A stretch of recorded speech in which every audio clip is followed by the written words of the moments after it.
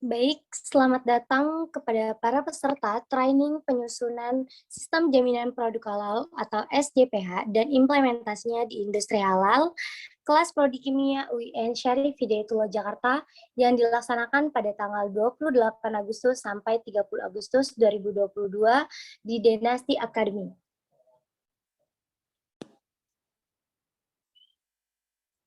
Assalamualaikum warahmatullahi wabarakatuh. Innal hamdalillah nahmaduhu wa nasta'inuhu wa nastaghfiruhu wa na'udzubillahi min syururi anfusina wa min syai'ati a'malina may yahdihillahu fala mudhillalah wa may yudhlil fala hadiyalah. Selamat pagi dan salam sejahtera untuk kita semua. Sebelumnya izinkan kami memperkenalkan diri. Saya Sela sebagai moderator 1 dan rekan saya Ilham Kurniawan sebagai moderator 2. Kami mahasiswa aktif program studi kimia UIN Syarif Hidayatullah Jakarta yang akan menjadi moderator pada acara hari ini.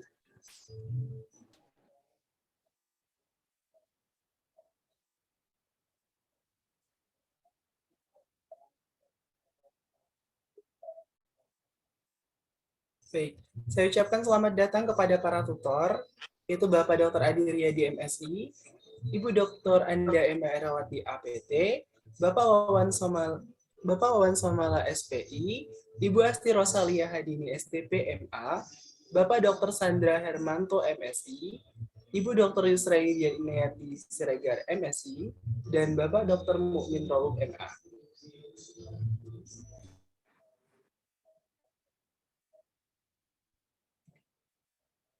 Adapun di sini peraturan peserta training Dynasty Academy, yaitu yang pertama, link Zoom hanya untuk peserta yang terdaftar di Dynasty Academy.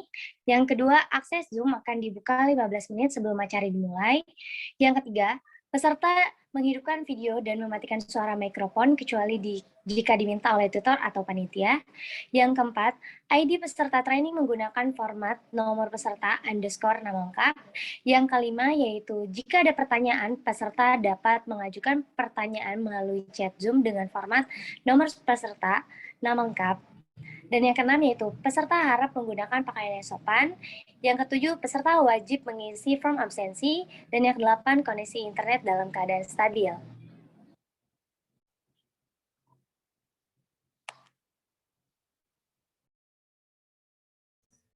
Baik, adapun rundown training pelatihan penyusunan sistem jaminan produk halal dan implementasinya di industri halal untuk kelas kimia ini, yaitu pembukaan, penampilan video kompro DAP, sambutan dari Direktur PT Dynasty Arasvia Profesional, informasi profil para trainer, yang kelima pembacaan doa, dan yang keenam foto bersama.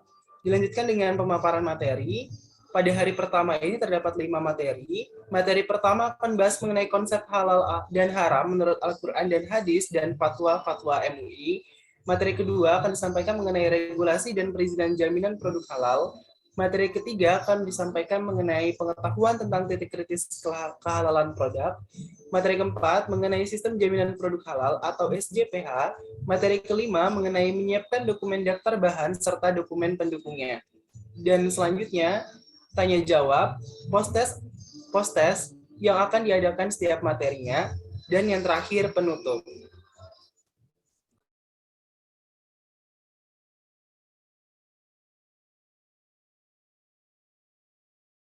Baik, marilah kita buka acara ini pada pagi hari ini dengan baca ayatul basmalah bersama-sama.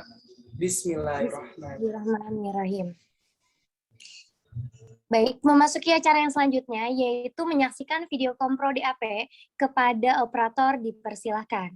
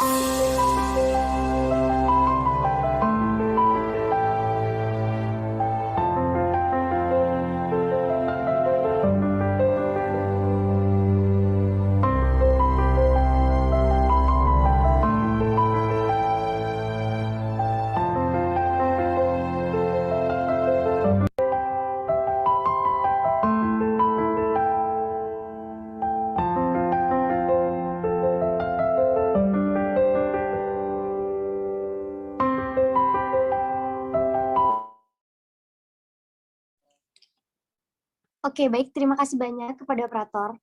Memasuki acara yang selanjutnya yaitu sambutan dari Ibu Esti Rosalia Hadini STPMA selaku Direktur dari PT Dinasti RSVia Profesional. Kepadanya dipersilakan. Baik, terima kasih moderator.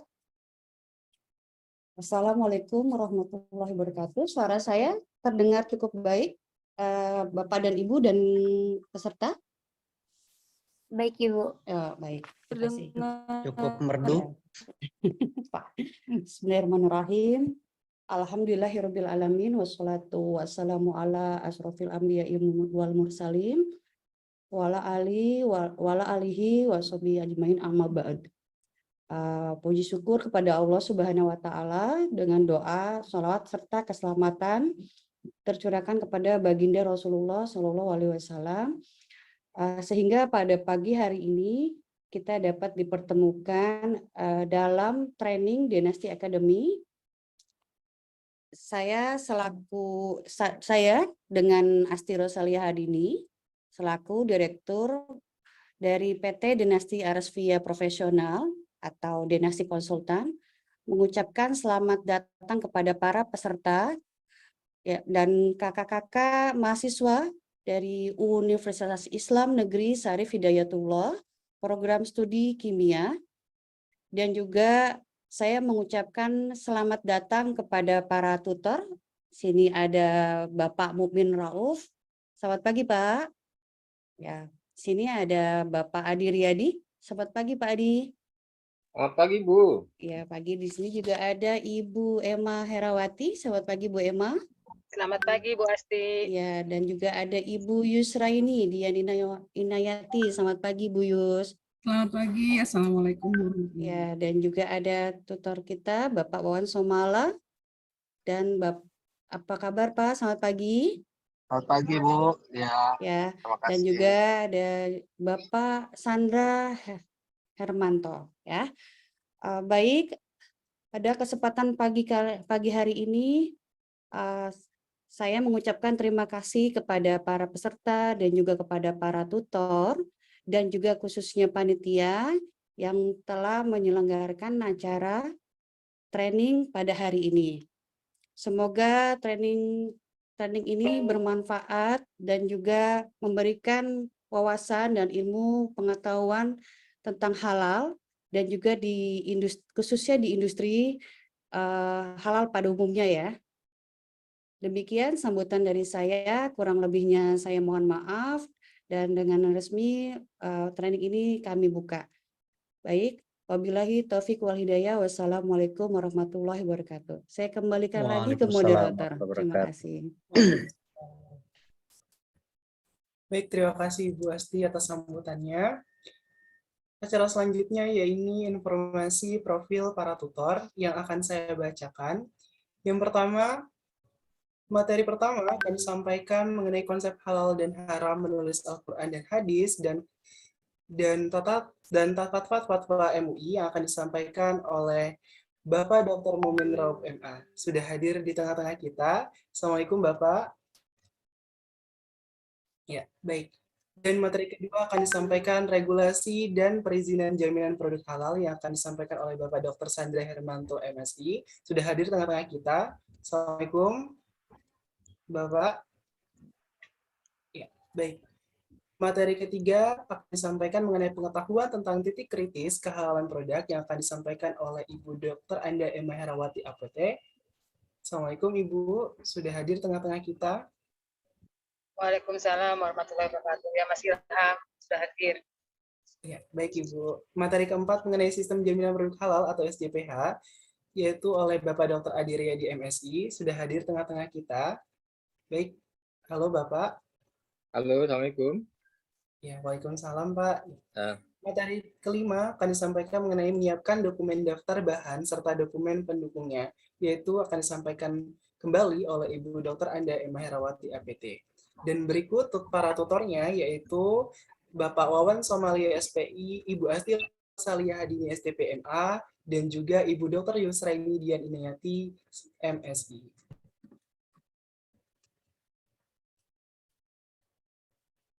Baik, untuk memulai acara kita pada pagi hari ini, agar diberikan kelancaran dan keberkahan, marilah kita buka acara ini dengan membaca doa Al-Fatihah, suratul Al-Fatihah.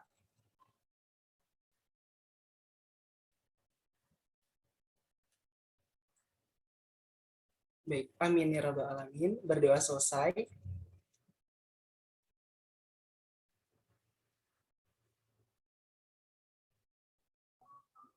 Baik, selanjutnya kita akan foto bersama. Kepada para peserta dimohon untuk mengaktifkan kamera. Kepada panitia dokumentasi dipersilakan.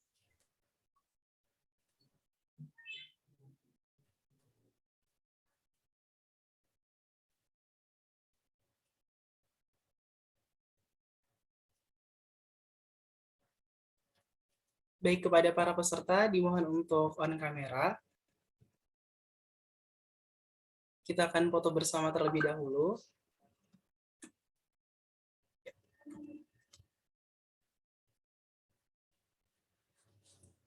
Ya, oke. Baik, silakan kepada para peserta untuk mengaktifkan kameranya. Kita akan sesi dokumentasi di awal terlebih dahulu. Ya, dipersilakan teman-teman peserta.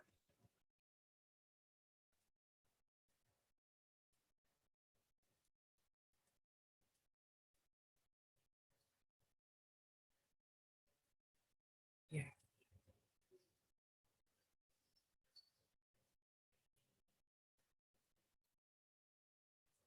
Ya, baik.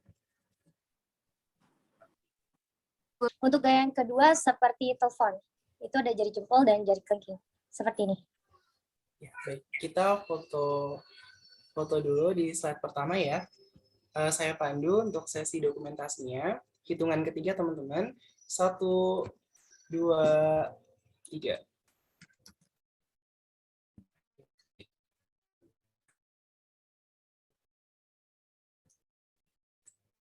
Baik. Slide kedua. Ya. Masih gaya yang sama untuk slide kedua. Oke. 1, 2, 3. Ya, baik. Terima kasih.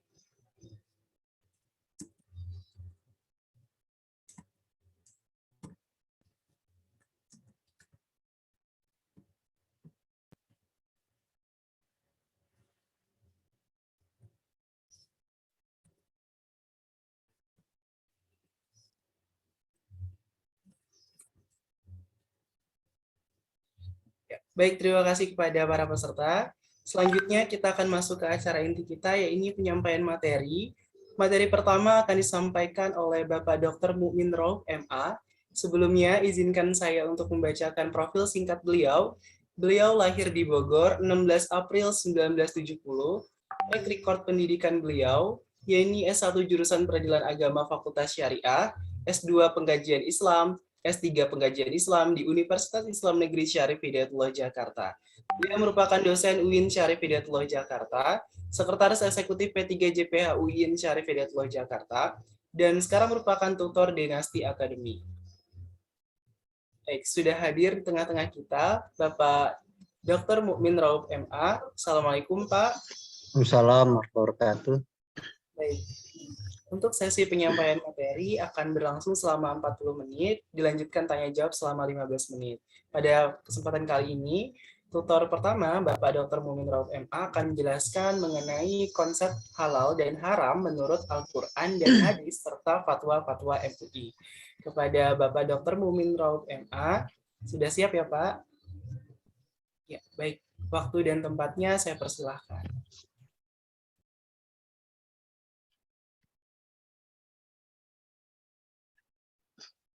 Baik, Assalamualaikum warahmatullahi wabarakatuh. Waalaikumsalam. Salam sehat dan sejahtera untuk semuanya ya. Pertama-tama, mari kita bersyukur kepada Allah Subhanahu wa Ta'ala yang telah memberikan kita kesehatan sehingga kita bisa bertemu dalam forum diskusi ini atau pembelajaran, saya katakan begitu. Dan salawat dan salam semoga Allah limpahkan kepada junjungan kita Nabi Muhammad SAW. Yang saya hormati jajaran manajemen Dinasti Akademi, khususnya Ibu Asti Rosalia Hadini. Assalamualaikum Bu Asti. Waalaikumsalam. Terima kasih atas kepercayaan. Terus yang saya hormati juga para tutor dalam apa istilahnya pelatihan ini. Di situ ada Pak Adi Riyadi. Selamat pagi Pak Adi. Assalamualaikum. Waalaikumsalam Pak. Ibu Yusra ini juga ini lagi di rumah sama-sama kali ini bareng ya. Assalamualaikum Bu Yus. Waalaikumsalam, Pak. Dan Ibu Emma, Pak Wawan Somala dan Pak Sandra. Pak Sandra sepertinya belum ada ya atau sudah? Ya, alhamdulillah sekali lagi saya mengucapkan terima kasih dan terus tentu saja mohon maaf saya belum sampaikan terima kasih kepada kedua moderator, ada Kakak Sela dan Kak Ilham ya. Terima kasih telah memberi kesempatan kepada saya untuk menyampaikan materi yang pertama pada hari ini. Dan kakak-kakak ataupun adik-adik peserta latihan yang berbahagia, semoga selama satu hari ini, saat pelatihan satu hari ini kita diberi kesehatan sehingga dapat menyerap semua pengetahuan yang disampaikan oleh para narasumber. Saya diminta oleh penyelenggara atau utamanya Bu Asti untuk menyampaikan, sekaligus kita akan mendiskusikan tentang halal dan haram dalam Islam. Nah, setahu saya dan memang benar ya adanya bahwa pesertanya adalah mahasiswa kimia ya. Nah, mahasiswa kimia itu ini becananya jangan terlalu distribusi ya. Kalau ilmu pengetahuan itu biasanya kan mempermudah yang sulit. Gitu dulu orang jalan kaki atau itu sekarang ada kendaraan itu mempermudah walaupun pasti ada sisi kesulitannya. Nah, kimia itu karena menyelidiki tentang sesuatu partikel yang kecil-kecil itu yang tadinya mudah jadi sulit juga gitu ya buat orang awam. Oke, buat orang awam ya. Nah, misalnya gini, ini jangan terlalu serius juga ya teman-teman dari kimia. Misalnya masalah babi gitu ya. Ya babi jelas-jelas itu diharamkan dalam Al-Quran. Lalu dicarilah penyebabnya apa gitu. Kok diharamkan? Nah pada satu sisi orang kan jadi nyari-nyari itu apa ya sudah sih haram-haram aja kira-kira gitu ya.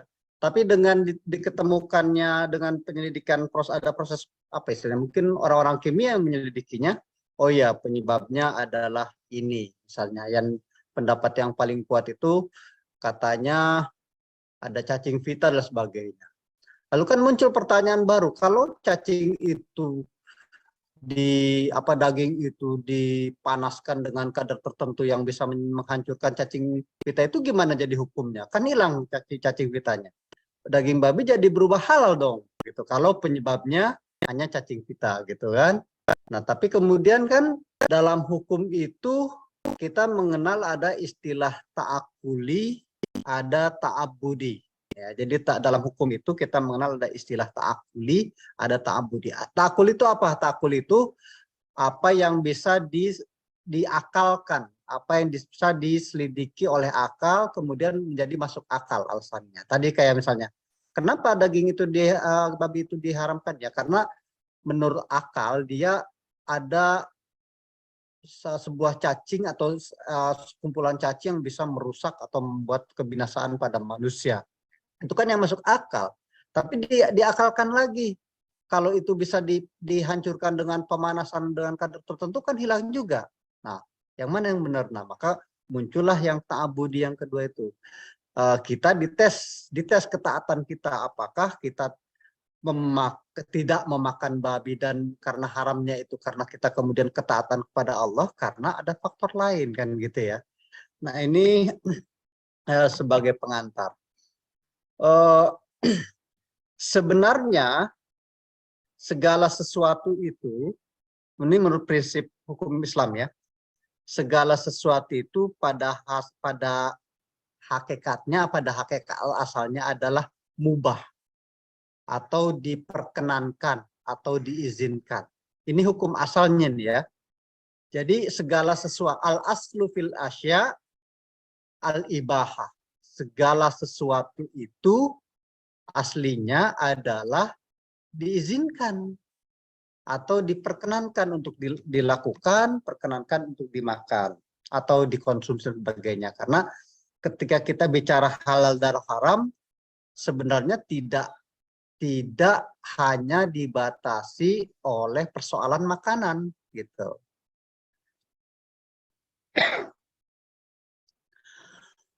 Halal dan haram juga masuk ke ranah budaya, masuk ke ranah perilaku manusia, ya masuk ke makanan tadi itu. Kalau makanan, jelas orang-orang kimia ini nanti akan berperan. Nah, bagaimana dengan perilaku manusia? Bagaimana dengan adat istiadat? Nah, itu yang akan dijadikan dasar kemudian adalah ayat Al-Quran dan hadis, atau terutama as-sunnah. Apa itu yang disebut as-sunnah? As-sunnah adalah perbuatan, perkataan, dan ketetapan dari Nabi Muhammad SAW. Jadi itulah yang menjadi kemudian standar dari perilaku manusia. Nah, ya terima kasih Mas Ilham. Ya. Ini masih pengantar dulu nggak apa-apa ya. Coba di halaman selanjutnya boleh juga Mas Ilham. Nah ya. Nah, dalam menyikapi sesuatu, hukum Islam itu tidak hitam putih, ya. Jadi tidak berada dalam kutub yang ekstrim, wajib kemudian haram, gitu ya. Wajib dan haram, bukan dua itu, tapi ada gradasi, ya. Di tengah-tengah antara wajib dan haram itu ada mubah. Mubah itu artinya ya dikerjakan tidak dapat pahala, tidak dikerjakan tidak dapat dosa, gitu ya. Karena dia dalam posisi netral. Kalau personally mobil atau motor itu ada posisi netral ya. Kalau posisi tengah dia tidak bisa maju, tidak bisa mundur gitu. Kalau ada yang mengatakan mobil itu posisinya sedang maju atau mundur, karena dia posisi netral, ya nggak maju nggak mundur gitu. Sama dengan sesuatu, makan misalnya, makan nasi itu halal apa haram gitu, atau wajib atau haram untuk dilakukan. Nah itu kemudian tidak wajib, tidak haram. Itu posisi aslinya, ingat ya, itu posisi aslinya. Itu yang disebut dengan mubah. Mubah itu artinya diizinkan. Mungkin sebagian dari adik-adik ada yang lulusan dari pesantren atau madrasah aliyah mungkin pernah mendengar atau mempelajari tentang ini gitu ya. Nah, nanti antara mubah dan wajib itu ada sesuatu yang disebut sunnah. Sunnah itu apa? Sunnah itu ya hukumnya antara wajib dan mubah. Apa itu?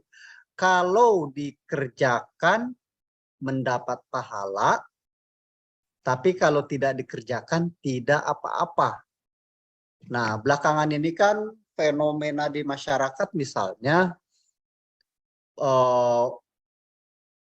banyak pendai ataupun mungkin masyarakat yang punya semangat yang tinggi untuk menjalankan ajaran agama, yang kemudian muncullah misalnya gerakan puasa sunnah, ada yang puasa sunnah Senin Kamis, ada puasa sunnah Daud, ada puasa sunnah apa tuh yang di 13-14 itu saya lupa namanya. Nah, itu posisinya tetap sunnah. Tidak boleh kita menjadikannya menjadi wajib. Artinya ada orang, kalau ada kita mengajak orang, itu sebatas mengajak, tidak boleh memaksa. Karena kalau Kalau yang sifatnya memaksa adalah sesuatu yang wajib gitu. Atau misalnya ada yang disebut dengan sholat sunnah rawatib ya. Sholat sunnah sebelum atau setelah sholat wajib. Kalau kita rajin melaksanakan itu bagus, tapi kalau ada orang yang tidak melaksanakan, ya tidak apa-apa. Jangan kita paksa-paksa orang untuk melaksanakan itu. Nah, itu sunnah. Lalu ada di kutub yang lebih mendekati haram. Itu yang disebut dengan makruh. Makruh itu dalam bahasa Indonesianya kira-kira dibenci atau tidak disukai. Tidak disukai, tapi tidak sampai pada level haram. Gitu. Nah, para ulama kemudian menyepakati bahwa yang kalau orang itu melakukannya secara berturut-turut gitu, perbuatan makruh itu bisa jadi menjadi haram buat dia. Gitu. Jadi kira-kira dalam peribahasa bahasa Indonesia kita mengenal ya, sedikit-sedikit menjadi bukit kalau tidak salah itu ya. Jadi kita melakukan sesuatu, baik yang ke arah sini, yang ke arah kutub ke wajib, kutub ke sunnah ya, yaitu ke haram, yaitu juga sama kalau dilakukan. Jadi makanya para ulama juga meyakini bahwa perbuatan sunnah yang dilakukan berkali-kali itu bisa membantu menutupi kekurangan kewajiban yang seharusnya kita laksanakan. Misalnya kita sejak kecil mungkin seharusnya kita sudah dianggap balik dan harus melaksanakan sholat, mungkin kita masih malas-malesan gitu ya. Kalau sadarnya masih agak muda masih mending, kalau sadarnya udah tua ya itu. Kemudian para ulama ada yang menyarankan ya sudah perbanyaklah sunnah-sunnah itu. Tapi ingat, sunnah itu ya tidak hanya puasa, tidak hanya sholat ya, banyak sunnah-sunnah yang lain yang karena yang disebut sunnah tadi itu apa yang dilakukan oleh Nabi, perkataan yang disampaikan oleh Nabi, dan apa yang ditetapkan oleh Nabi gitu ya, itu yang disebut sunnah. Lanjutkan Mas. Nah, sekarang kaitannya dengan halal dan haram. Tadi saya katakan al-aslu fil asya al-ibaha. Segala sesuatu itu hakikatnya adalah dibolehkan gitu ya. Sampai ada dalil yang menetapkan keharamannya gitu. Berarti dalil itu, dalil yang dibutuhkan bukan menetapkan kehalalan, tapi dalil yang menetapkan keharaman, karena pada hakikatnya sesuatu itu boleh gitu ya. Daging itu semua daging boleh, kira-kira gitu dah. Lalu apa pengecualiannya? Nah, pengecualiannya itu seperti yang tertuang di dalam beberapa ayat Al-Quran. Misalnya ya,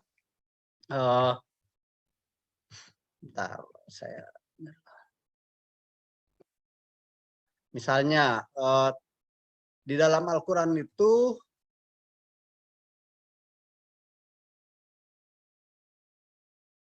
di surat Al-Maidah ayat 90 misalnya, itu ada ayat berbunyi ya ayyuhalladzina amanu innamal khamru wal maisiru wal ansob wal azlam rijsun min amali syaiton. Itu misalnya tentang apa itu? Tentang khamar, tentang judi, tentang adu nasib dan sebagainya. Lalu di dalam surat Al-Maidah ada ayat yang mengharamkan secara eksplisit tentang 4 hal. Pertama, al-maitah, gitu ya. Jadi ayat ini merupakan pengecualian dari kemubahan segala sesuatu. Kan tadi saya katakan segala sesuatu pada hakikatnya awalnya mubah. Tapi kemudian ayat ini menjadi pengecuali. Hurrimat alaikumul maitatu waddamu walahmul khinzir wa ma uhilla li ghairillahi bi. Nah, terus wal munkhaniqatu wal mauqudatu wal mutaraddiyatu wan natihah wa ma akalas sabu. Jadi dari sini aja ada beberapa benda yang diharamkan. Ini pengecualiannya nih. Kalau di Al-Baqarah kan masih hanya 4. Al-maitah, adam, lahmul hinzir, wa ma uhilla li ghairal, dan segala sesuatu yang disembelih dengan niat selain Allah atau tidak diniatkan dengan nama Allah, gitu ya. 4. Kemudian diperluas dengan surat Al-Maidah ayat 3 itu. Ternyata bukan hanya dam, bukan hanya apa tadi al-maitah, bukan hanya daging khinzir atau daging kerbau, dan bukan hanya apa yang disembelih dengan tidak mengatasnamakan Allah gitu. Nanti ada penafsiran yang khusus tentang itu ya. Baik, lanjutkan Mas ini. Nah, apa sih yang disebut dengan halal, haram, dan makruh? Ini ada definisinya. Al-halal huwa al-mubahul ladzi unhillat indahu uqdatul khatar wa adzina syari' fi fi'lihi. Jadi yang disebut dengan halal itu sesuatu yang diperkenankan yang lepas dari ikatan larangan dan diizinkan oleh pembuat syariat untuk dilakukan. Jadi sesuatu yang diperkenankan. Siapa itu pembuat syariat? Pembuat syariat itu Allah, ya. Jadi Allah lah yang menetapkan segala sesuatu itu halal atau haram, bukan manusia. Manusia itu menetapkan berdasarkan firman Allah. Jadi kalau MUI mengatakan, oh makanan ini hukumnya haram, bukan makanannya sebetulnya yang diharamkan oleh MUI, tapi melihat ternyata di dalamnya misalnya ternyata ada kandungan makanan yang diharamkan. Jadi misalnya gini, sebut aja cake ya, cake apa cake tuh, cake yang kue ulang tahun itu gitu ya, cake misalnya. Itu oleh MUI bisa difatwakan haram atau halal bukan pada cake-nya, tapi pada campurannya. Apakah cake yang dibuat itu ada campuran yang oleh para ulama jelas-jelas diharamkan, misalnya apa itu rum ya namanya ya, atau apa tuh, saya tidak begitu ini, rum atau alkohol misalnya sebagainya. Atau misalnya ada rumah makan yang menyediakan atau rumah makan ramen misalnya ya, ramen anggap aja lah, yang itu yang saya tahu. Bukan masakan ramennya itu sebetulnya yang diharapkan MUI-nya, tapi dilihat apakah dalam ramen itu ada kandungan sesuatu yang diharamkan atau tidak. Kalau ada berarti jadi haram. Begitupun dengan yang kasus vaksin kemarin juga begitu. Ada proses dalam pembuatan vaksin itu melalui ketika produk-produk mikrobialnya itu kemudian mengandung atau prosesnya itu menggunakan unsur babi gitu ya. Di situ sebetulnya. Artinya apa? Para ulama bukan menghukum, bukan menetapkan membuat hukum halal haram, bukan. Tapi menetapkan berdasarkan tadi itu. Orang kimia itu berfungsi apa? Untuk menyelidiki lebih lanjut gitu. Kalau para ulama dari agama mungkin tidak tahu bahwa misalnya kandungan-kandungan di dalamnya seperti apa, kecuali dia langsung melihat sendiri ada alkohol yang terbuat dari khamr itu dituangkan ketika masak misalnya, itu melihat. Tapi kalau orang kimia kan enggak, melalui laboratorium baru ketahui. Terus yang kedua yang disebut haram itu al-amrul ladzi nahasyari am fi'lihi nahyan jaziman. Al-amrul ladzi nahasyari am fi'lihi nahyan jaziman. Haram itu adalah sesuatu yang dilarang oleh pembuat syariat, yaitu Allah, dengan larangan yang pasti. Jadi tidak ada keraguan. Makanya dalam ayat tadi kita melihat ada penggunaan kata langsung hurrimat, ya, diharamkan. Kalau dalam bahasa Arab hurrimat ini fi'il majhul namanya ya, fi'il majhul. Gitu. Nah, fi'il majhul ini hurrimat, artinya kalau dalam bahasa itu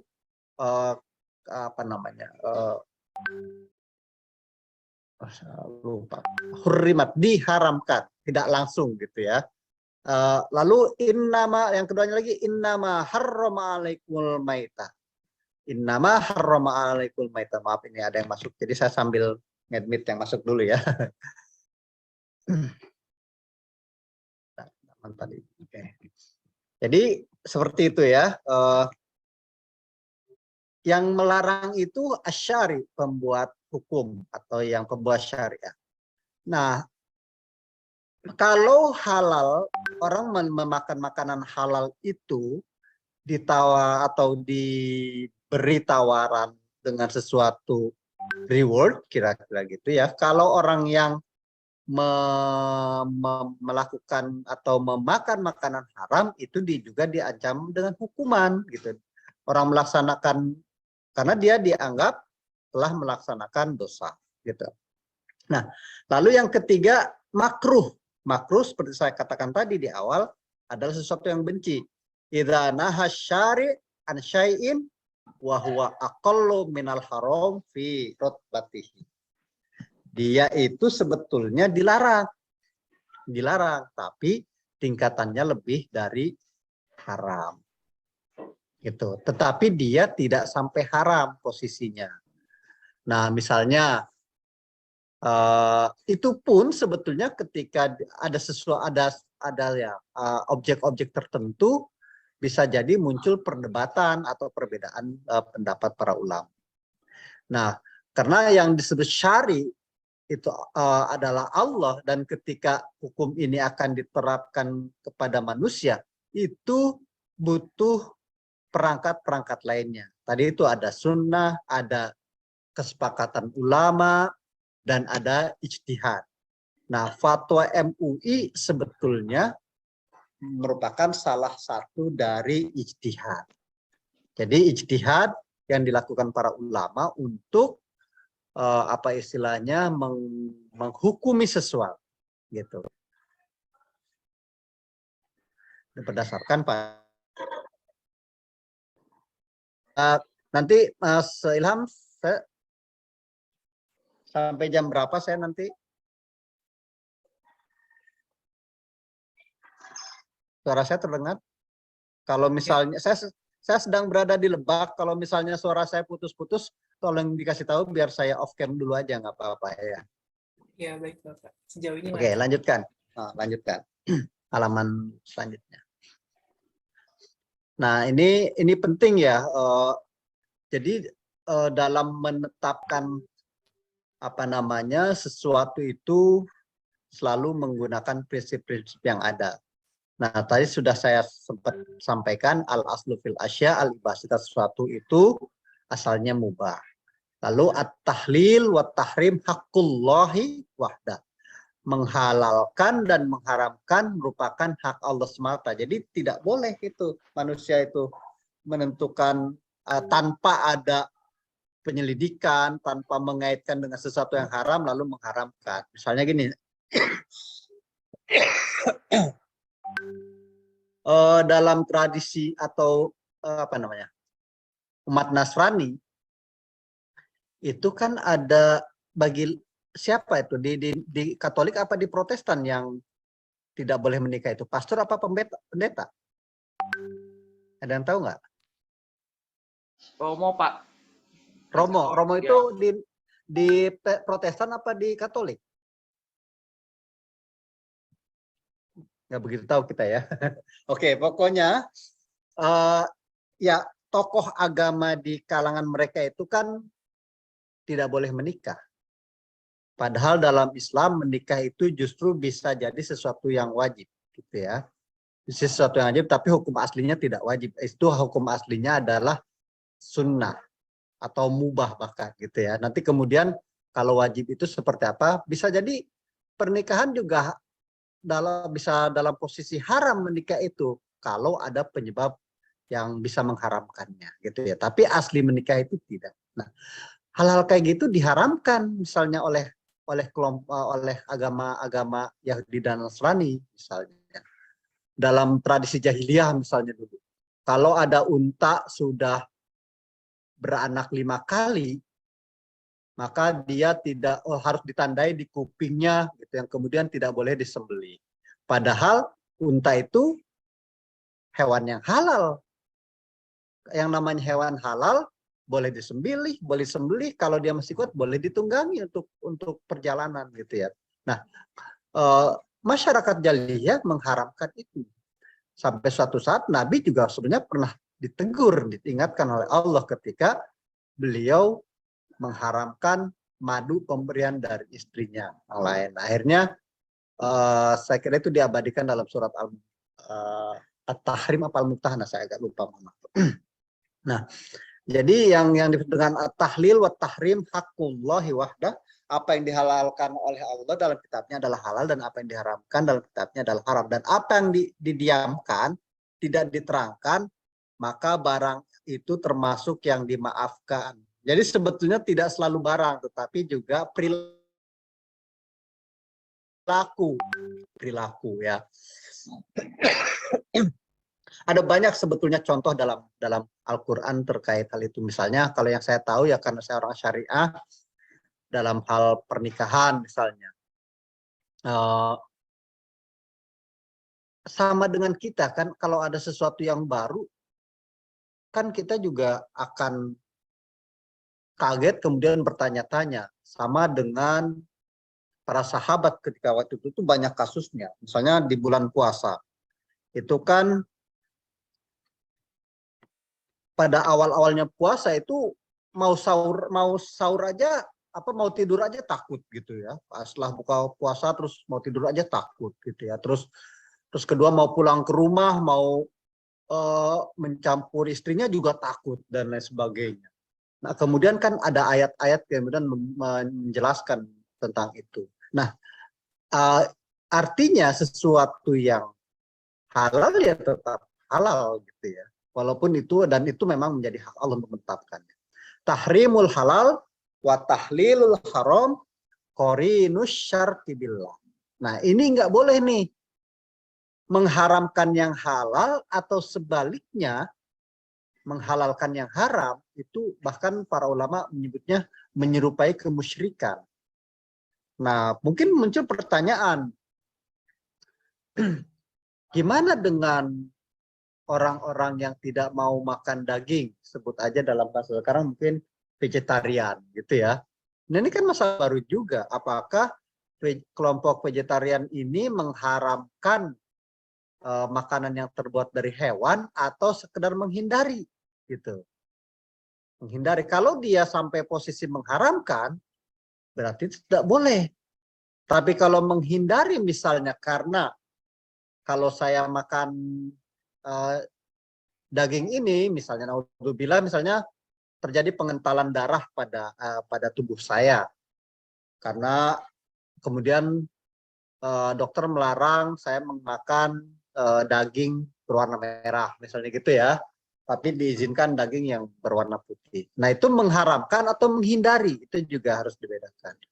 Atau misalnya saya kalau makan ikan laut akan kulit saya itu akan mengalami alergi gitu misalnya ya. Nah, itu lain persoalan. Tapi ketika orang tidak apa-apa, tidak ada apa-apa, tidak kenal apa-apa, terus kemudian dia melarang, walaupun dalam bahasanya tidak mengharamkan, melarang dia untuk makan, bahkan cenderung anti. Nah, itu juga tentu memunculkan persoalan-persoalan baru. Lanjutkan, Mas Ilham. Nah, ini masih kaidah ya lanjutannya. At-tahrim yattabi'ul khubut wad doror. Mengharamkan yang halal akan melahirkan keburukan dan bahaya. Jadi bukan hanya menghalalkan yang haram ya yang muncul bahaya, itu bukan. Mengharamkan yang halal juga memunculkan bahaya ternyata kalau berdasarkan kaidah yang ada ini. Fil halali ma yughni anil haram. Pada yang halal terdapat sesuatu yang menghindarkan diri dari haram. Jadi ketika kita mencari barang yang halal, artinya kita sedang menjauhi yang haram. Ma ada ilal haram fahuwa haram. Apa saja yang dapat menyebabkan kepada keharaman, ya hukumnya haram. Misalnya jelas-jelas daging babi itu haram, gitu ya.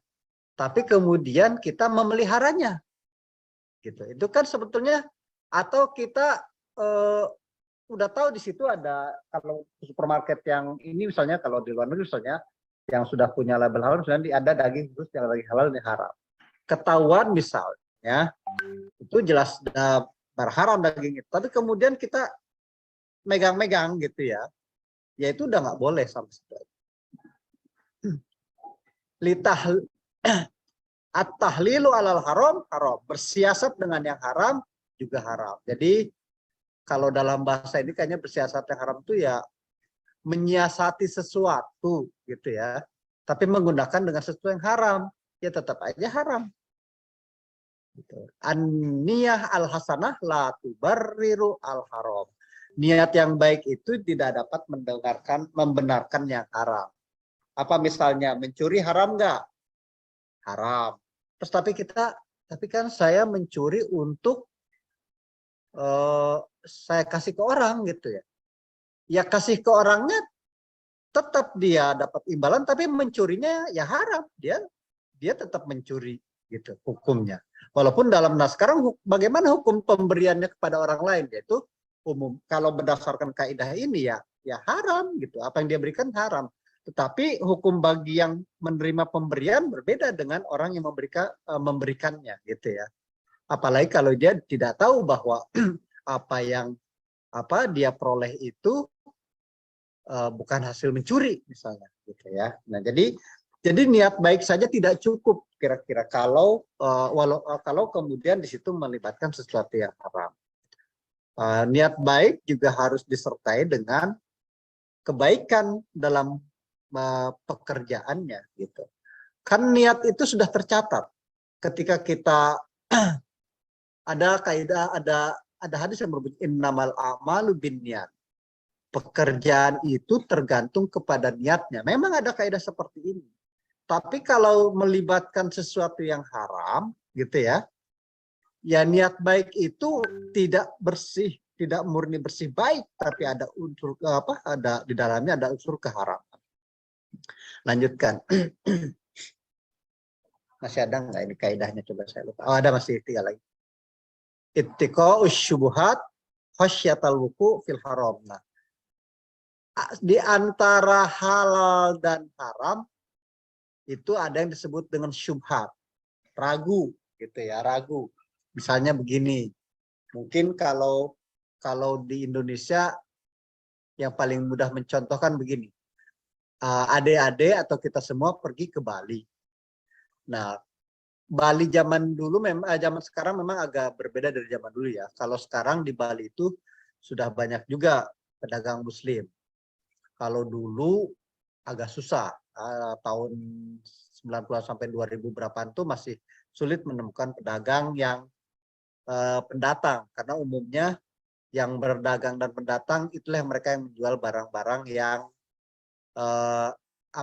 berpotensi tidak haram gitu. Apa maksudnya? Karena apa yang saya maksud di situ, karena gini, bisa jadi kan daging-daging yang dibelinya oleh tukang bakso muslim misalnya, bisa jadi penyembelihnya kalau itu bukan RPH yang tersertifikasi itu juga bisa kita lakukan. Tapi artinya itu lebih jelas daripada misalnya ketika kita makan di warung orang yang beragama Hindu.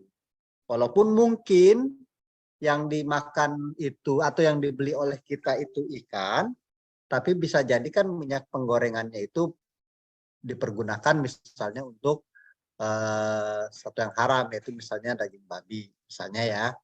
Nah, jadi gimana cara menghindarinya? Ya cari yang walaupun pada hakikatnya agama tidak mempersulit orang, tapi kalau misalnya Anda mau berusaha, ya usaha maksimal itu yang kita lakukan. Misalnya, oh ya, yang paling aman saya makan hanya telur rebus misalnya gitu ya. Itu yang paling aman misalnya gitu. Atau telur asin itu mungkin kecenderungannya dapat disuplai dari mana gitu ya. Dibanding misalnya yang goreng-gorengan. Itu contoh ya, menghindari syubhat. itu apa namanya disarankan seperti itu. Terus lalu ini la muhabah wala tafarruqah fil muharramat. Tidak ada pilih kasih dan pemilahan terhadap sesuatu yang haram. Misalnya apa namanya? Demi kamu deh misalnya gitu. Demi kamu ini jadi haram gitu. Demi kamu ini jadi halal gitu ya. Ya nggak bisa, yang haram ya haram aja gitu buat siapapun. Nah, ini penting juga, ad-daruratu tubihul mahzurat. Keadaan terpaksa membolehkan segala sesuatu yang dilarang. Maka muncul pertanyaan, boleh nggak makan daging babi gitu ya? Hukum asli dari babi adalah haram. Tapi kalau ada yang bertanya, boleh nggak kita memakan daging babi? Nah, jawabannya adalah boleh, tapi apa? Tapi ada asalnya. Boleh asal gitu ya. Nah, aslinya dari daging babi ini haram, tapi dalam kondisi tertentu daging babi ini halal. Tapi sangat terbatas kehalalan. Kalau para ulama dulu sih mencontohkan begini. Kita mungkin ada orang yang terdampar di pulau, atau mungkin selamat dari kecelakaan apa gitu ya, di yang kemudian terpencil, yang dia tidak bisa melanjutkan hidupnya kecuali memakan atau berburu yang di situ cuma ada babi gitu ya. Nggak ada kelinci, apalagi ayam gitu ya. Apalagi yang jualan ayam nggak mungkin ada itu. Misalnya, atau ada hewan yang halal, hakikatnya halal, tapi dia sudah jadi bangkai gitu. Nah, maka itu diizinkan untuk dimakan, untuk diolah dan dimakan. Sampai apa? Untuk mempertahankan dia hidup, gitu. Hukumnya tidak permanen. Hukumnya hanya untuk menyelamatkan kehidupan dia. Karena menyelamatkan nyawa itu jauh lebih penting daripada tadi itu hukum keharaman itu. Keharaman makanan tadi itu. Jadi boleh, tetapi ada syarat tertentu. Gitu. Nah, pertanyaannya apa yang disebut daruroh, sampai kadar apa? Ya tadi itu, kalau dia tidak makan, ya dia sudah membuat kerusakan pada dirinya, karena dia akan meninggal dengan cara itu, atau sakit yang kemudian dia akan payah, nggak sama sekali nggak bergerak dan sebagainya. Maka izin ad-darurah itu seperti itu, gitu ya.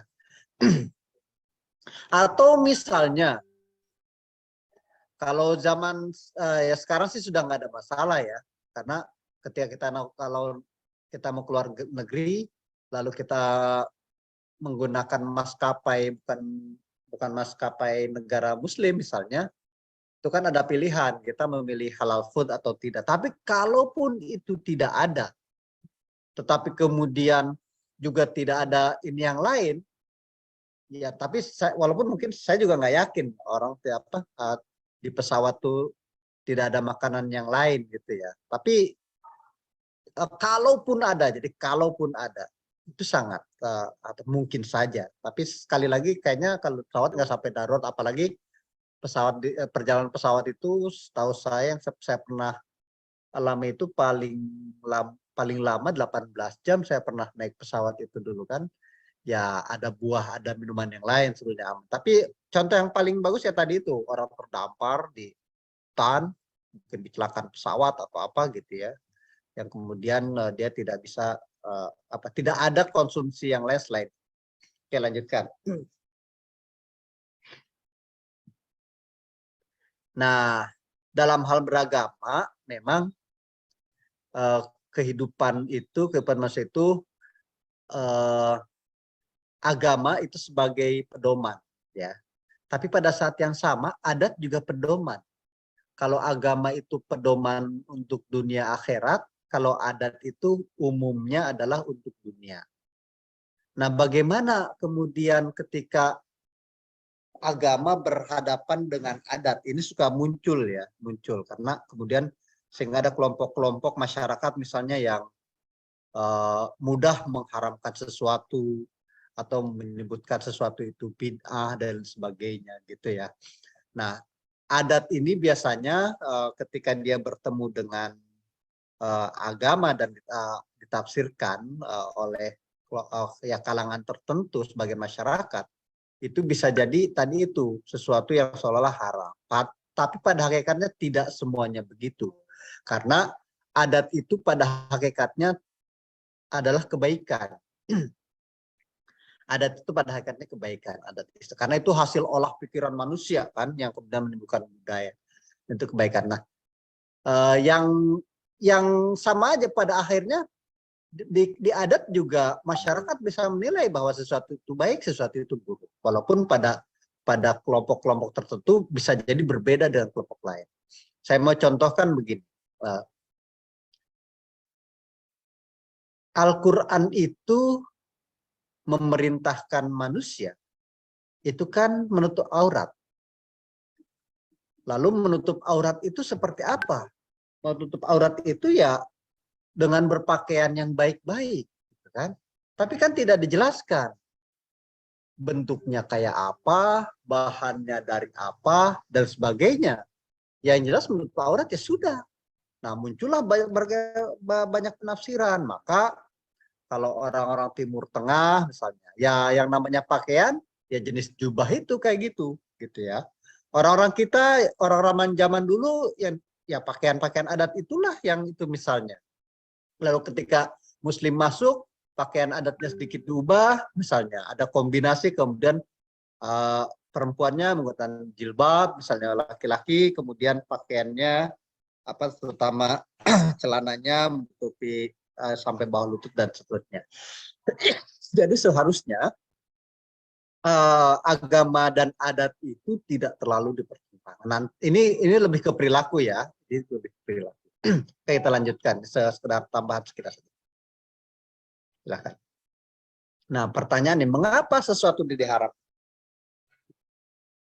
Ya, lanjut, silakan. Nah, penyebab pertama, sesuatu itu diharamkan karena ada kandungan najis di dalamnya. Jadi, ini di surat Al-An'am ayat 145, ada beberapa ada beberapa apa istilahnya hewan atau bentuk ini yang diharapkan. Kulla ajidu fi ma uhiya ilayya muharraman ala ta'imin yat'amuhu illa ayyakuna maitatan aw daman masfuhan aw lahma khinzir fa innahu rijsun aw fisqan uhilla li ghairillahi faman ittara ghaira baghi wala 'adin fa innal rabbaka ghafurur rahim. Tidak kudapati di dalam apa yang diwakilkan pada sesuatu yang diharapkan memakannya bagi yang ingin memakannya. Berarti kan sini jelas nih, tidak ada sesuatu yang kudapati yang diharamkan kecuali. Jadi dikecualikan. Jadi berarti hukum mubah di situ dan itu tidak ada sesuatu pun yang diharamkan. Baru ada kecualinya, kecuali daging hewan yang mati atau bangkai. Darah yang mengalir. Darah yang mengalir. Para ulama menafsirkan darah yang mengalir itu apa ya? Darah yang ketika hewan itu luka, ketika hewan itu disembelih, itulah yang mengalir.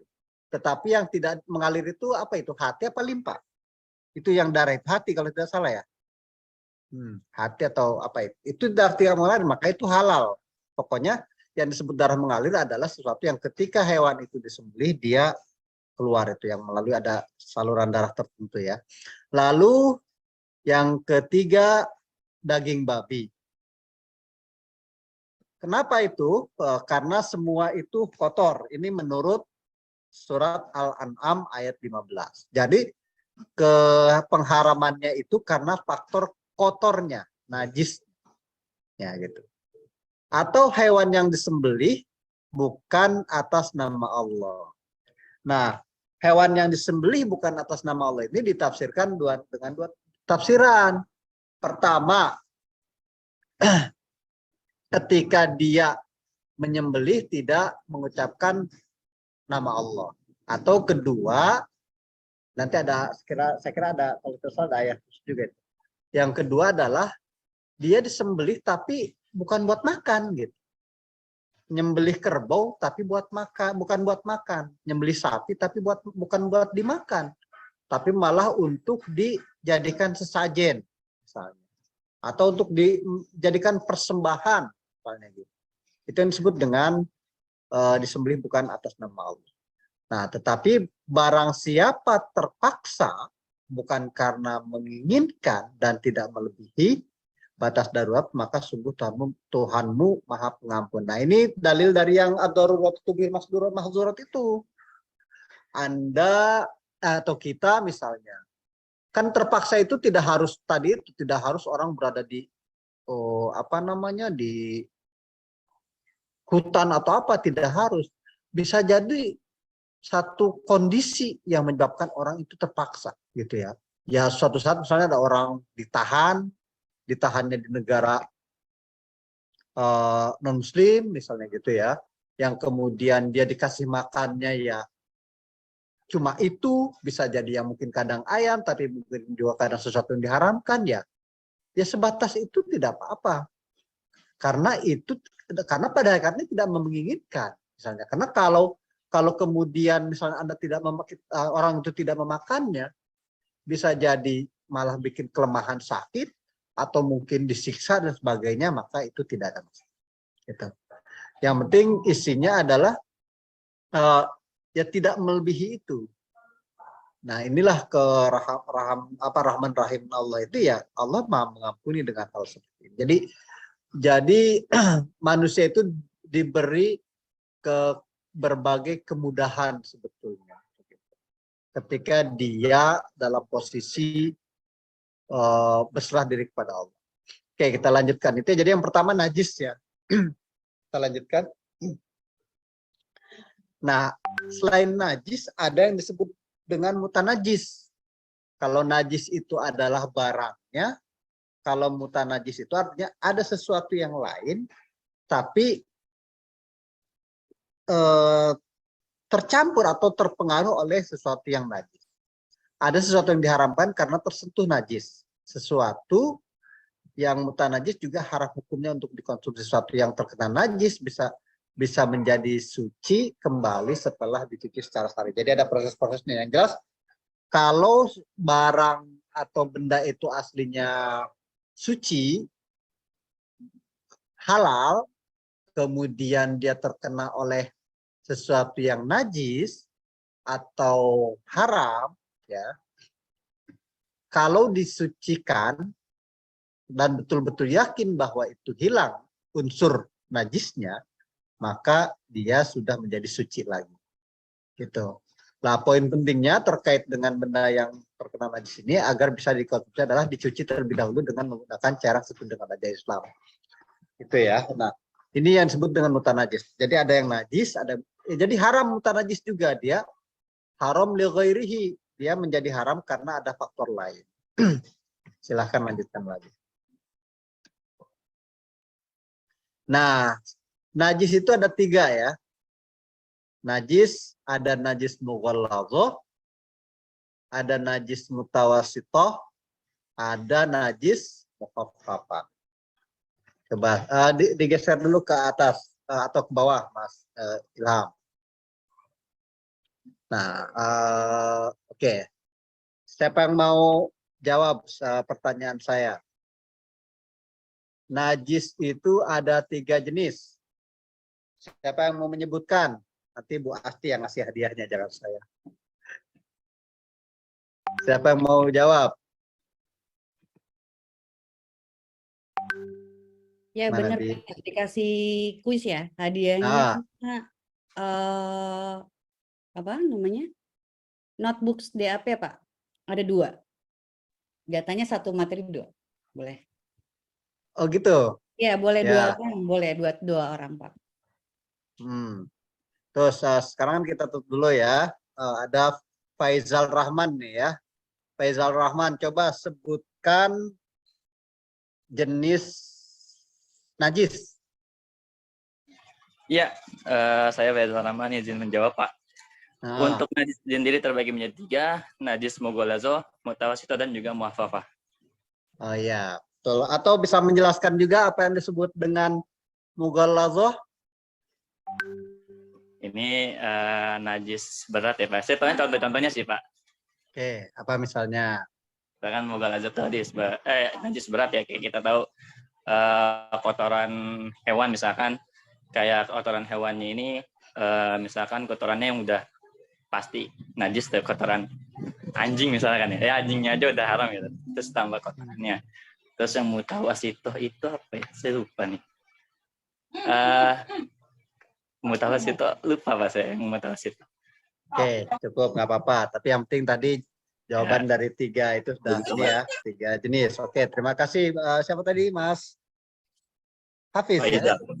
Benar ya Pak ya? Ya, benar jawabannya ya. Benar. Ya. Panitia Oke. tolong catat ya. Oke. Oke, kita lanjut ke halaman yang tadi, Mas. Oke, kita biar saya jelaskan. Nah, najis mughalladz itu najis berat, yaitu najisnya babi, anjing, dan turunan keduanya atau salah satunya. Makanya saya tanya, kenapa sih kalau babi itu jalannya nunduk? Katanya saya pernah lihat aja di TV itu anjing itu kalau jalan atau lari nunduk ya, nggak pernah lihat ke depan. Apa katanya? Karena katanya itu dia malu karena turunan babi gitu ya. Nah itu kan karena dia ada dan turunan keduanya. Itu walaupun turunan itu bukan anaknya, artinya turunan itu produk turunannya. Misalnya kalau ada, jadi bukan hanya dagingnya. Kalau kemudian bulunya dimanfaatkan, terus kulitnya, pokoknya semua yang terkait dengan babi itu najis, gitu ya. Lalu najis mutawasito, kita berarti ke bawah dulu. Najis mukhaffafah, itu najis ringan. Najis ringan itu adalah najis urin bayi laki-laki yang belum berumur 2 tahun dan belum dikasih makanan apapun selain susu ibu, selain ASI.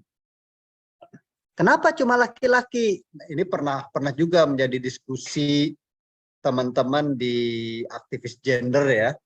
Kenapa cuma laki gitu ya? Ya ternyata karena perempuan itu kan punya rahim gitu ya.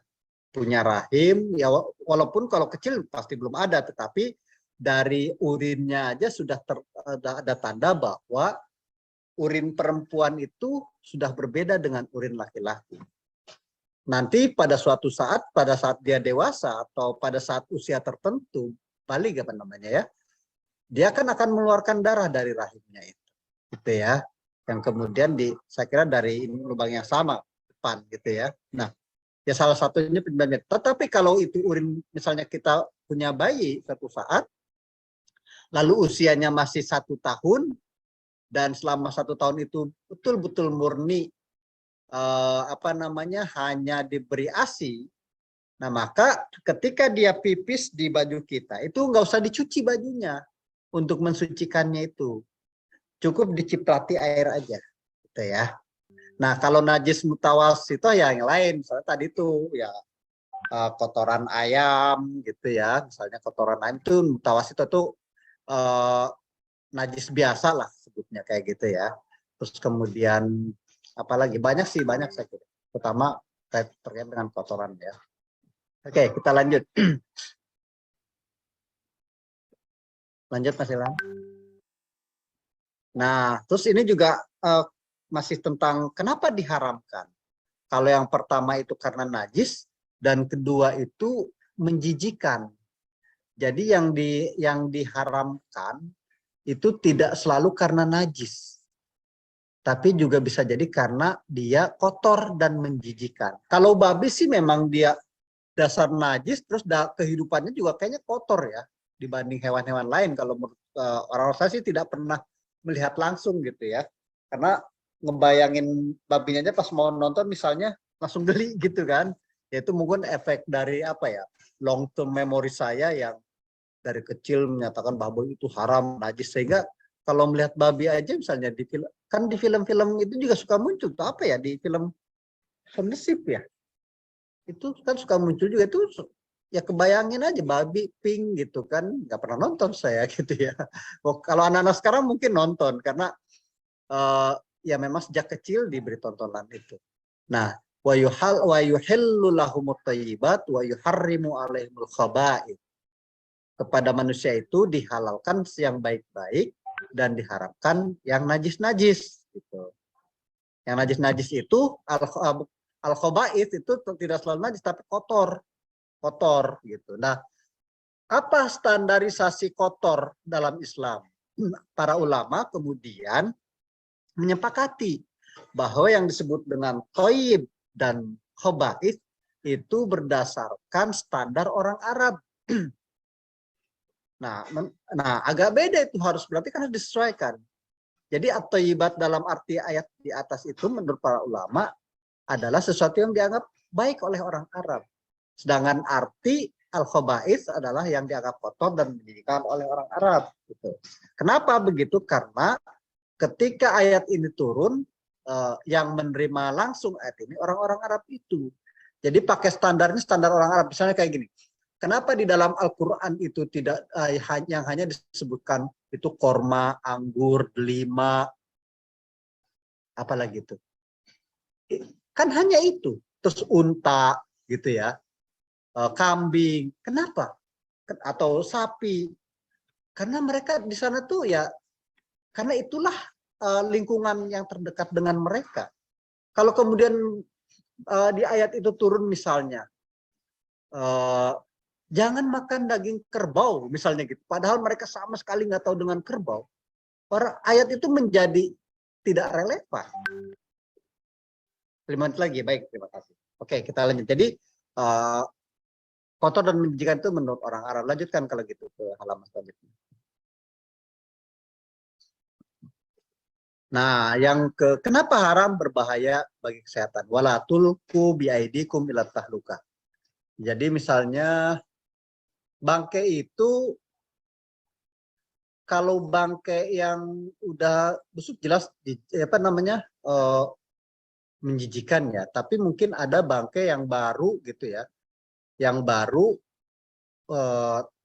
terus kemudian itu juga bisa membahayakan kesehatan kan.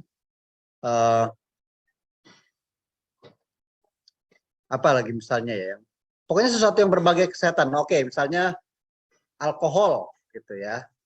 Alkohol kalau dalam ini sekarang itu bir, yaitu baik kesehatan. Nanti akan kita lanjutkan. Lanjut aja dulu, Mas.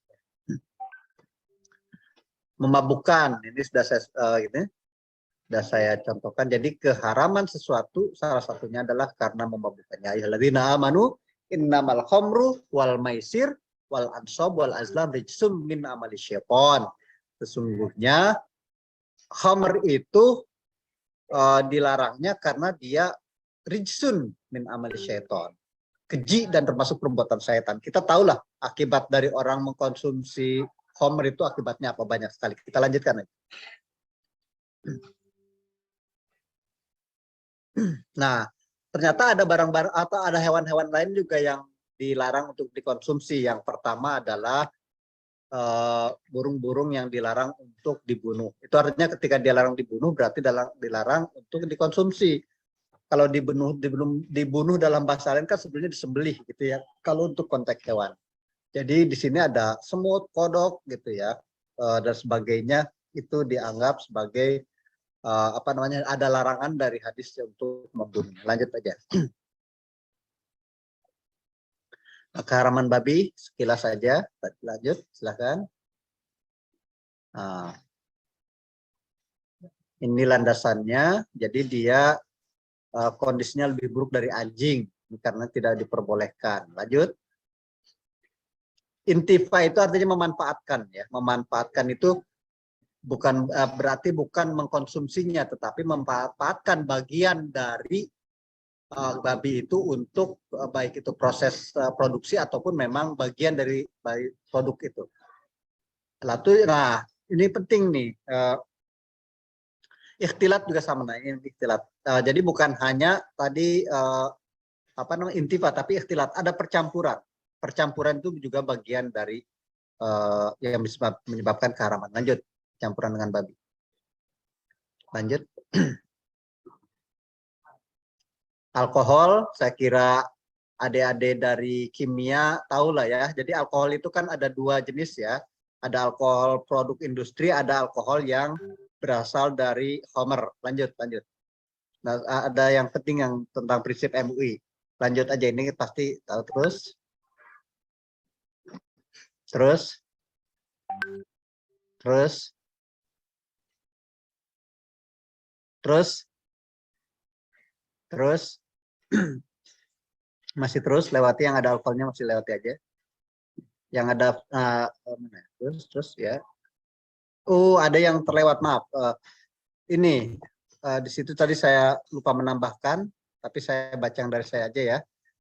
Prinsip MUI, kalau tadi kan prinsip penghalalan itu secara umum dari hukum Islam ya. Sekarang MUI itu, MUI dalam menepat, Mas Ilham tutup itu biar saya yang share dikit sebentar. Saya share yang punya saya ya.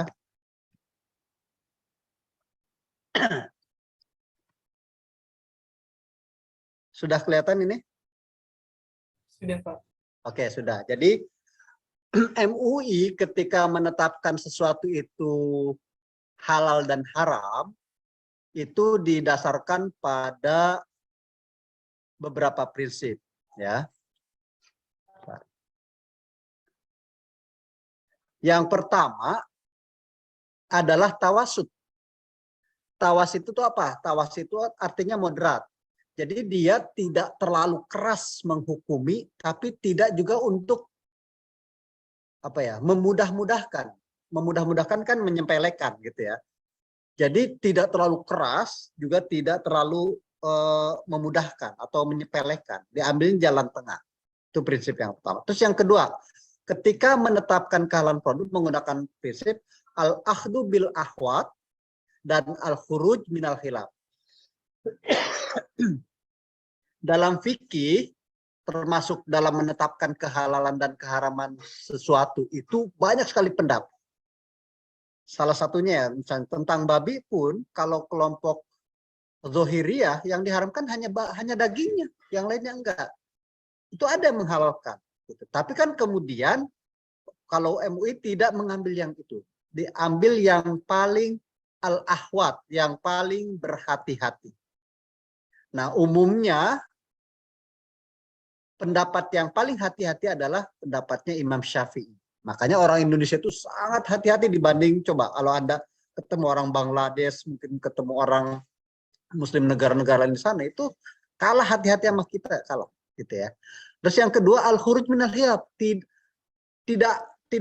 jadi tidak mau mengambil salah satu mazhab di apa, perbedaan-perbedaan itu diabaikan. Pokoknya kita mengambil yang ini, kemudian kalau sudah difatwakan MUI tidak ada lagi perdebatan, kira-kira gitu. Ini penting ya. Jadi MUI itu ketika menentukan dalam proses sidang fatwa nanti di sertifikasi halal, ini dua prinsip ini yang dipergunakan. Gitu. Itu saja saya kira karena waktunya sudah habis. Terima kasih Mas Ilham dan Mbak Sela. Silahkan dilanjutkan dengan apa. Baik, terima kasih Bapak atas penyampaian materinya. Oke, baik teman-teman peserta. Selanjutnya adalah sesi tanya jawab kepada para peserta yang ingin bertanya mengenai materi pertama ini. Dipersilakan untuk bertanya melalui kolom chat Zoom dengan format nama peserta, garis bawah pertanyaan, atau langsung saja raise hand dengan menggunakan format disampaikan nama peserta, garis bawah pertanyaannya apa. Baik.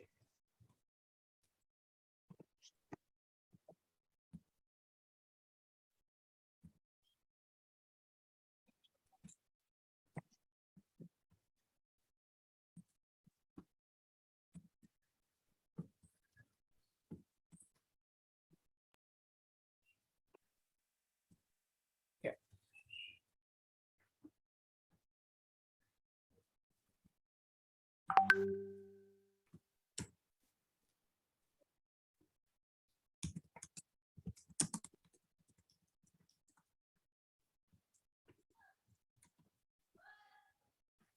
Baik, silakan kepada para peserta jika ada pertanyaan.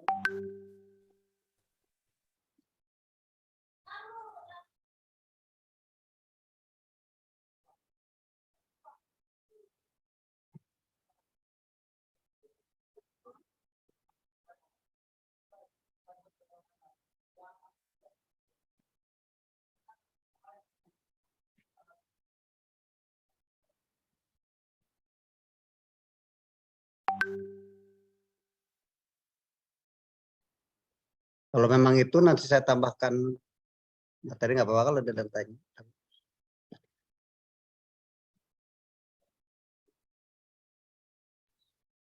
Baik, sudah. Baik, kepada para peserta, jangan lupa juga untuk isi link absensi yang sudah di-share oleh panitia. Oke, silakan kepada teman-teman peserta untuk bertanya mengenai materi pertama ini, karena sungguh sangat luar biasa ini materi pertama yang disampaikan oleh Bapak Mumin Raub, kaitannya mengenai yang sudah disampaikan tadi, halal dan haram dalam Islam, dan juga fatwa-fatwa MUI-nya. Oke, silakan.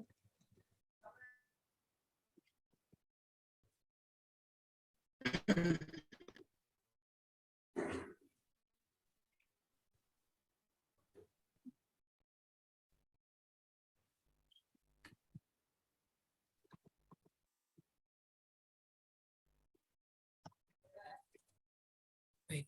Mungkin sambil menunggu peserta yang ingin bertanya, silakan Pak Mumin jika ada tambahan mungkin Pak, kita masih ada 9.40 nih Pak, sambil menunggu teman-teman. Oke, ya saya lanjutkan aja ya, biar menambah pengetahuan juga. Nanti kan bagaimanapun Anda, apa adik-adik ini akan terlibat dalam bisa jadi misal bisa di ini dulu, saya mau share ini Mas Ilham. Ya, saya tambahkan aja pengetahuan. Bentar.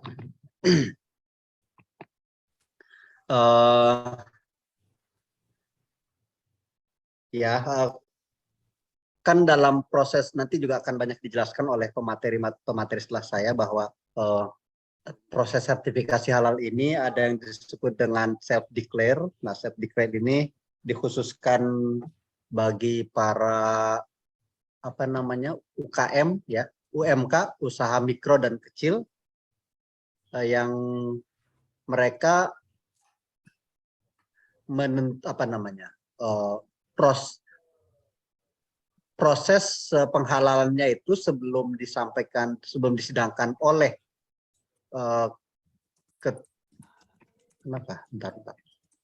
belum disidangkan oleh komisi fatwa, mereka kan akan ini melalui proses ya, salah satunya dengan self declare. Jadi berbeda dengan ini maaf salah yang ini ya, taruh.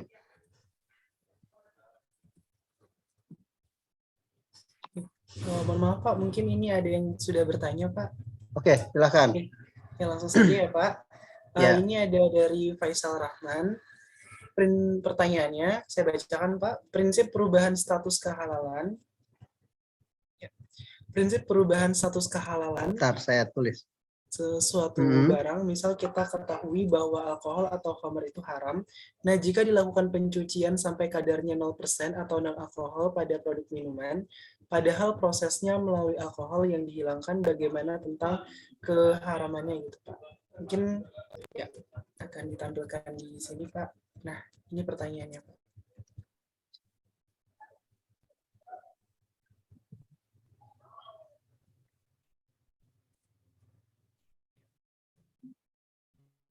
Oke. Bentar.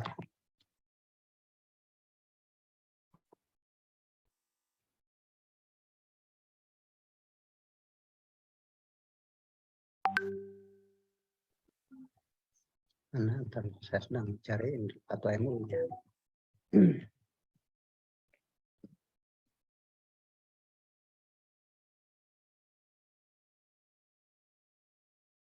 Oke, gini ya, kalau menurut fatwa MUI,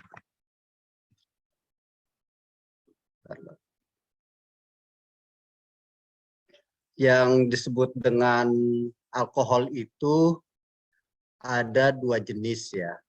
Ada alkohol yang dibuat memang dari hasil industri khusus membuat alkohol gitu ya. Tapi ada yang berasal dari industri khamr gitu. Nah, kalau yang industri khamr itu udah jelas itu sudah diharamkan gitu ya. Sudah diharamkan. Kalau ini penggunaannya ya, ini penggunaannya. Nah, sekarang kalau dari yang terbuat dari industri alkohol industri itu, kalau minuman itu 0,5% itu diizinkan. Terus itu pun diizinkan untuk apa? Khusus untuk obat. Dan jelas tidak membahayakan gitu ya. Nah, kalau dia ini masih menurut fatwa ya, khamr itu kan jelas minuman memabukkan. Sedangkan alkohol itu dia alkohol itu bahasa ininya, senyawa organik ya. Saya tidak tahu istilah kimianya. Yang jelas kalau dia alkoholnya memang berasal dari pembuatan untuk minuman yang memabukkan gitu. Ya gimana saya tidak tahu nanti apakah ini harus orang kimia juga nanti. Mohon maaf kalau jawaban saya tidak terlalu ini ya. Kalau misalnya pencucian itu bisa sampai 0% dan yakin bahwa itu bersih, kalau menurut fatwa ulama ya itu sudah suci gitu. Tapi kalau itu sudah yakin, karena sucinya sesuatu kan hilang baunya, hilang rasanya, hilang warnanya gitu ya.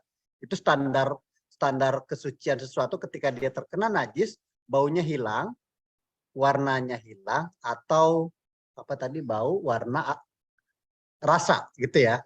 Kalau memang itu hilang semua ya sudah tidak apa-apa. Tapi nanti mohon bapak-bapak narasumber dari kimia yang memang tahu persis bagaimana status pembersihan dengan cara ini itu bisa berhasil, mohon penjelasannya. Itu sementara jawaban dari saya ya. Pak Mumin, izin menambahkan Pak Mumin? Ya silakan. Baik, terima kasih Pak Mumin. Jadi terkait dengan suatu barang ya. Jadi ini barang ini ada barang yang berbentuk padatan, ada yang berbentuk cairan ya. Nih misalnya kalau kita memproduksi produk Hammer, nah di situ kan ada produk padatan yang mengendap. Ya, pada ampasnya gitu ya. Saya lupa nama ampasnya itu apa ya. Nah, itu bisa digunakan yang berupa padatan itu kalau dicuci. Jadi najisnya itu hilang. Nah, tapi kalau berupa cairan, nah itu kalau cairan kan nggak bisa dicuci ya Pak Kiai Mumin. Kan cairan, dia sudah walaupun dia sudah bercampur dengan alkohol, ketika alkoholnya dihilangkan, karena itu kan cairan. Katanya kalau cairan mah bingung nyucinya dengan apa. Kalau padatan bisa dicuci, tapi kalau cairan kan nggak bisa dicuci gitu ya. Nah, jadi kalau cairan tetap tidak boleh gitu. Seperti itu. Saya lupa namanya apa yang bercampur dengan produk samping alkohol yang berupa padatan dan cairan. Kalau yang berupa padatan masih bisa digunakan, asalkan dicuci. Kalau yang cairan tidak bisa digunakan, karena tetap najis. Jadi seperti itu Pak Mumin, mungkin bisa dilengkap lagi dengan. Baik. Terima kasih Pak Adi ya. Jadi ya sama-sama.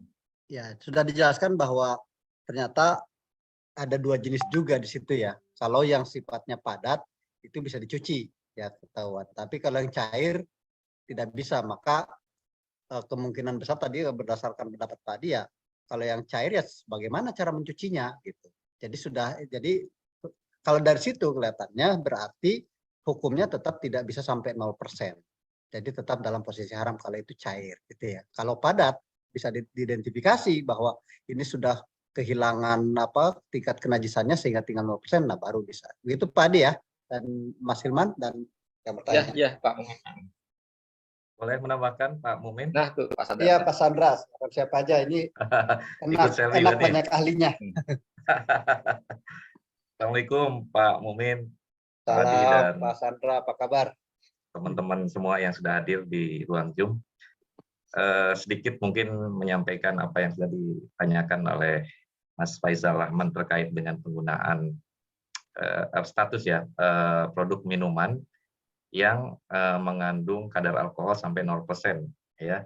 Jika alkohol itu berasal dari sumber yang haram atau dari khamr, jelas itu tetap tidak diperbolehkan walaupun kadarnya mendekati 0% atau bahkan 0%. Ini bisa kita lihat dari contoh kasus penetapan status kehalalan produk bir yang sudah didestilasi ya alkoholnya sehingga mencapai kadar 0%. Seperti kasus Bintang Zero. Sampai kapanpun Bintang Zero itu tidak akan memperoleh sertifikat halal, walaupun kadar alkoholnya 0%. Karena pada awalnya dia diproduksi sebagai produk khamr, sama seperti pembuatan bir. Dan bir itu termasuk kategori produk yang diharamkan. Berbeda dengan kasus ketika alkohol itu diperoleh pada proses fermentasi, misalnya ya fermentasi bir. Kemudian sisa dari proses fermentasi itu berupa padatan, seperti misalnya ragi yang digunakan dalam proses fermentasi itu dipisahkan, ya sebagai produk samping dari hasil samping produksi bir, maka raginya masih boleh digunakan walaupun dia terkontaminasi berasal dari industri khamr yang mengandung alkohol. Boleh digunakan dengan catatan dia dicuci sesuai dengan kaidah syar'i, yaitu menghilangkan warna, bau, dan rasanya. Nah, ini kalau produknya padatan, ya. Jadi sekali lagi kalau produknya padatan masih memungkinkan untuk bisa digunakan karena ada proses pencucian yang sesuai dengan syari. Tapi pada kasus minuman, seberapapun kadarnya, kalau itu diproduksi melalui proses fermentasi khamr, maka jelas itu tidak bisa dikategorikan sebagai produk yang halal. Dan kasusnya contohnya seperti kasus Bintang Zero tadi, karena dia prosesnya adalah proses fermentasi bir, ya walaupun kadar alkoholnya dihilangkan sampai mendekati 0%. Nah, ini berkaitan juga dengan salah satu prinsip penetapan kehalalan, ya tadi mungkin Pak Mumin sempat sampaikan juga. Segala sesuatu yang haram, banyak atau sedikit pun tetap haram kategorinya. Karena itu khamr dan itu jelas tidak bisa berubah menjadi sesuatu yang halal, ya. Jadi itu mungkin tambahan dari saya. Terima kasih. Baik, terima kasih Pak Sandra. Baik, terima kasih Pak Sandra, Pak Adi, dan juga Pak Mumin tadi sudah menjawab pertanyaan dari teman peserta yaitu Kak Faisal Rahman. Gimana Kak Faisal, apakah sudah terjawab?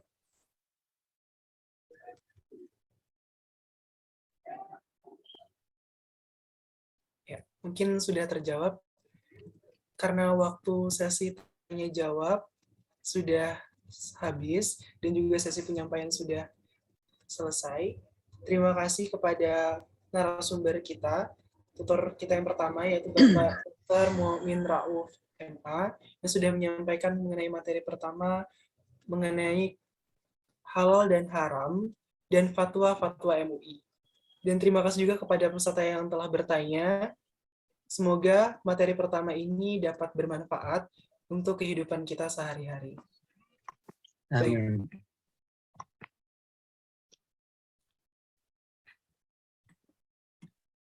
Baik, selanjutnya kita akan virtual break terlebih dahulu. Silakan kepada teman-teman peserta, boleh untuk dipersilakan untuk bisa ke toilet terlebih dahulu jika ingin ke toilet, atau bisa ngemil-ngemil dulu, santai seperti itu. Untuk penyampaian materi kedua. Baik, saya sebagai tutor pertama terima kasih saya ucapkan pada moderator dan mohon maaf bila ada kekurangan dalam penyampaian materi tadi. Assalamualaikum warahmatullahi wabarakatuh. Waalaikumsalam warahmatullahi wabarakatuh. Assalamualaikum warahmatullahi wabarakatuh. Terima kasih Pak Mumin.